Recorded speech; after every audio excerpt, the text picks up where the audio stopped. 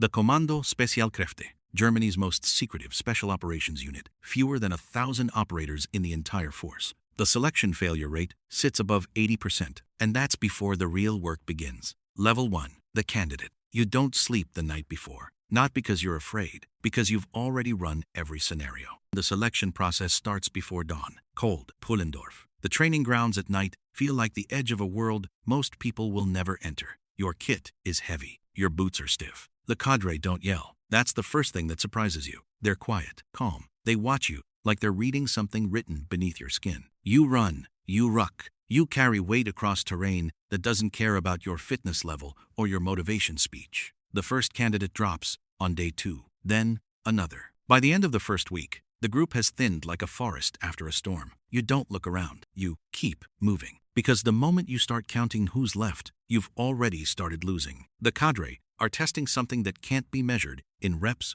or kilometers. They're testing the part of you that keeps functioning when your mind is begging your body to quit. You don't know yet what they're actually building. You just know you're not going to be the one who stops. Level 2, the Gefreiter. You passed. They don't celebrate it. No handshake, no ceremony. Someone hands you a paper and tells you where to be tomorrow. That's it. You are now the lowest rank inside one of the most elite units on Earth, and the distance between where you stand and where you need to be is measured in years. The Gefreiter in the KSK is not a soldier who has arrived. He's a soldier who has been granted permission to begin. Your day starts before revel. Your equipment is checked before breakfast. You study weapon systems the way a student studies for a final exam that never ends. The HK 416, the G28 marksman rifle, the Glock 17. You learn their tolerances better than your own. You clean them in the dark, by feel, because in the field there is no light. The senior operators move around you like weather systems, experienced, quiet.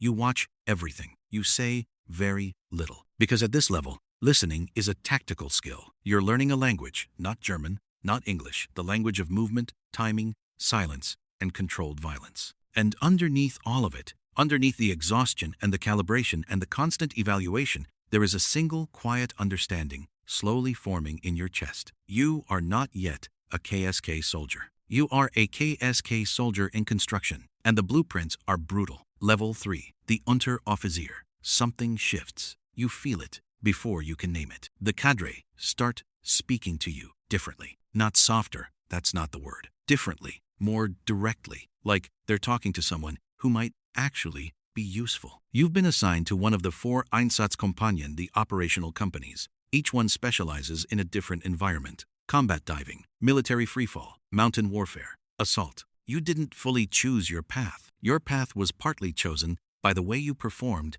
under pressure. And the discipline of that decision, that someone else saw what you were suited for better than you did, is itself a lesson. At this rank, you begin learning what real operational preparation feels like. It is nothing like training for training's sake. The briefings are classified. The scenarios are drawn from actual events. The stress inoculation is deliberate and layered. They put you in positions where the right answer isn't clear, where the ethical weight is real, where the fog isn't weather, it's information. One night, they give you a scenario, a target building, a civilian structure, a time limit, and a problem that has no clean solution. You make a call. It's wrong. They debrief you for 2 hours, not to humiliate you, to rebuild how you think. That's when you begin to understand what the KSK is actually producing. Not just fighters, thinkers who can fight. And you're only halfway there. Level 4, the Feldwebel. You are now on a team, 4 to 6 operators, a Group A. This is the heartbeat of the KSK, the small unit. Everything the unit does,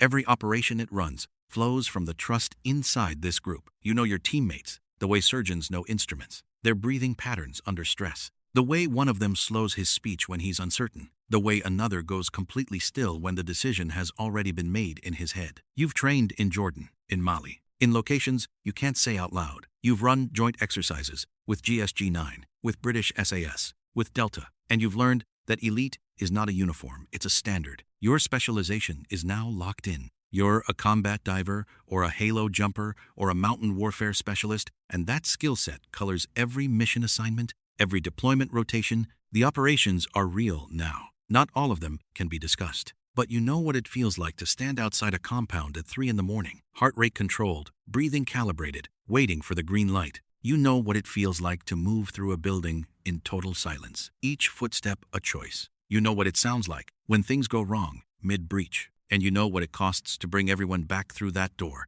and debrief it without emotion and then do it again. The work is real, and the real work is starting to show you its full weight. Because the higher you climb in this unit, the more you understand that rank isn't a reward, it's a responsibility that compounds. Level 5, the Hauptfeldwebel. You are a team leader now, and the difference between being a member of a team and being responsible for one is not a step, it is a canyon. Every decision you made before affected you. Now, your decisions affect men who trust you with their lives and mean it literally. You plan operations. You stand in the planning cell at 4 in the morning, staring at satellite imagery and threat assessments and route analyses. And you're looking for the gap, the small miscalculation that could cost someone everything. Your operators come to you with questions that have no doctrine answer. A new man on the team is technically brilliant, but reads people wrong under pressure. Another is showing signs of fatigue he won't admit to. You're managing human beings at the edge of what human beings can sustain, and you have to do it without breaking the culture of the unit, which doesn't tolerate weakness but also can't afford to destroy its own. Leadership at this level is almost entirely invisible. Nobody sees the conversation you had with a man at midnight in the kit room. Nobody sees the decision you made to pull someone from a rotation before they became a liability and before they knew they were becoming one. The operational tempo has increased. The deployments are longer. The rotations come faster.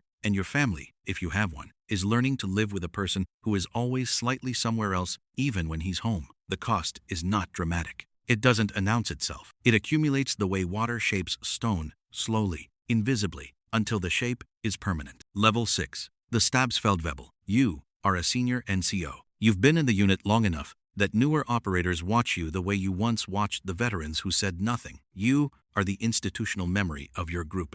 You've seen doctrine change. You've seen command philosophy shift. You've watched men leave the unit, some by choice, some by injury, a few by decisions the unit made about them. You are the continuity. When a young Feldwebel comes to you with a problem that isn't in any manual, you're the one who opens the door to the conversation. You don't tell him what to do. You tell him what you've seen, what worked, what didn't, what cost someone something they couldn't get back. Your knowledge is not theoretical. It is earned through repetition and consequence. At this level, you also see the machinery of the organization more clearly. The KSK operates within the Bundeswehr, within German law, within international frameworks that sometimes create friction with operational reality. You understand those constraints. You've worked around them, within them, despite them. You've seen political decisions affect mission planning in ways that have no tactical logic. And you've learned the hardest discipline of all, executing orders you wouldn't have chosen with professionalism, because the alternative is chaos, and the unit does not exist without trust upward and downward. Level 7. The Leutnant and Oberleutnant. If you came up through the officer track, this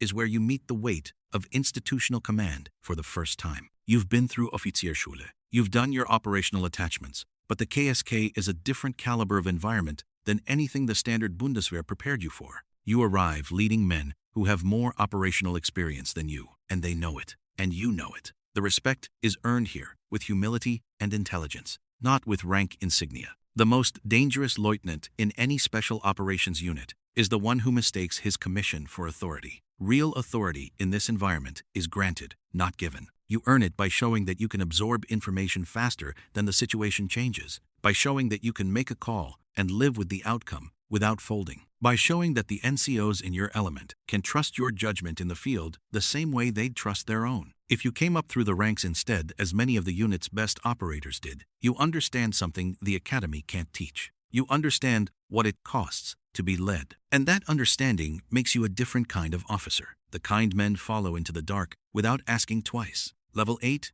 the Hauptmann. You command a Zug, a troop, 30 to 40 operators. 4. Real operational authority with real accountability. You are writing orders now. You are standing in briefing rooms with intelligence officers and legal advisors and logistics chains, and you are translating complexity into clear, executable mission parameters for men who will carry them out in the field. The gap between the planning room and the target building is a gap that lives inside you permanently. You feel it every time you send a patrol out. You feel it every time you sit in the operations center waiting for the radio call that tells you the objective is secure. You are the rank where theory ends and consequence begins in its fullest form. You are also the rank where the institution starts to see you as a potential instrument of strategic level work. You're no longer just a warfighter. You're a warfighter who is being quietly evaluated for whether you can think at a scale larger than the next operation, and that evaluation is invisible. This is the moment in the architecture of your career where the path splits. Some officers stay close to the tactical. Others are pulled toward the strategic. Both matter. The question is which pull you answer. Level 9, the Major. You command a company, one of 4. You are no longer close to the ground in the same way. Your relationship to the mission has become structural. You build the systems that make missions possible. You sustain the culture that makes operators exceptional. You make personnel decisions that shape careers. You carry the weight of every man in your company, not just their safety on operations, but their psychological resilience, their development, their future. You interface now with the Bundesministerium der Verteidigung, with Allied Special Operations Commands, with NATO structures. The KSK sits at the intersection of Germany's constitutional constraints and its modern security obligations, and you sit at the intersection of the operational and the political. You've had conversations that never happened in rooms that don't officially exist. You've managed relationships with partner units whose names you can't acknowledge in any open forum. The secrecy is not theatrical. It is functional. It protects sources, methods, partnerships, and lives. And you are now one of the people who guards it. Level 10. The Oberst. The commander. You stand at the top of a structure built on silence and precision and sacrifice. The Kommando Spezialkräfte has fewer than 1,000 operators. You are responsible for every one of them, for their readiness, their training, their deployment, their return. You make decisions that are briefed to the Minister of Defense. You coordinate with the Chancellor's office on deployments that don't appear in any newspaper. You carry operational knowledge that, if disclosed, could unravel years of strategic work. And you carry the names. Every operator who came through the gate and served and bled and carried the weight. The ones who are still serving. The ones who left. The ones who didn't come back. At this level, command is not about power. It was never about power. The KSK doesn't make soldiers who are fearless. It makes soldiers who are afraid of the right things. Afraid of failing their men. Afraid of lowering the standard. Afraid of the moment when someone counts on them and they are not ready. That fear, calibrated, disciplined, directed, is the engine, and it never turns off. Not at Gefreiter, not at Oberst. The only difference is what it's powering. You didn't just climb a rank structure. You built a version of yourself that most people will never understand, and fewer will ever see.